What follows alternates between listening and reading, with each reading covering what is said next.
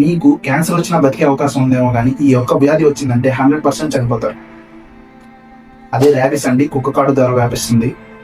నేను కాలేజీలో చదువుకునే రోజుల్లో ఒక 13-14 ఏళ్ళ కుర్రాడు అనుకుంటా, వాళ్ళ ఫ్యామిలీ మెంబర్స్ తీసుకొచ్చారు. ఆ అబ్బాయికి fever, headache, irritability and water తాగేటప్పుడు గొంతు పట్టేస్తుందని చెప్పారు. This is hydrophobia, classic sign of rabies. ఒక్కసారి కనుక సింటమ్స్ స్టార్ట్ అయినాయి అంటే మిమ్మల్ని గడిచింది వీధి కుక్క అయినా మీరు పెంచుకుంటున్న కుక్క అయినా 100% మోర్టాలిటీ ఉంటుంది. అయితే ఏమైందని అడిగితే బాబు ఒక నెల క్రితం ఇంటి దగ్గర ఆడుకుంటున్నప్పుడు కుక్క కరిచిందని చెప్పారు. సరే వ్యాక్సిన్ అవి వేయించారు కదా అని అడిగితే లేదు, మా ఇంటి పక్కన వాళ్ళు నాటు వైద్యం బాగుంటుందని చెప్పారు, సరే అని అక్కడికి వెళ్ళి కట్టించామని చెప్పారు. Unfortunately we couldn't save that boy. పూర్వం వైద్యం అనేది అందుబాటులో లేక చనిపోతే ఇప్పుడు అందుబాటులో ఉన్నా సరే కేవలం ఉపయోగించుకోలేకపోవడం వల్ల చనిపోతున్నారు.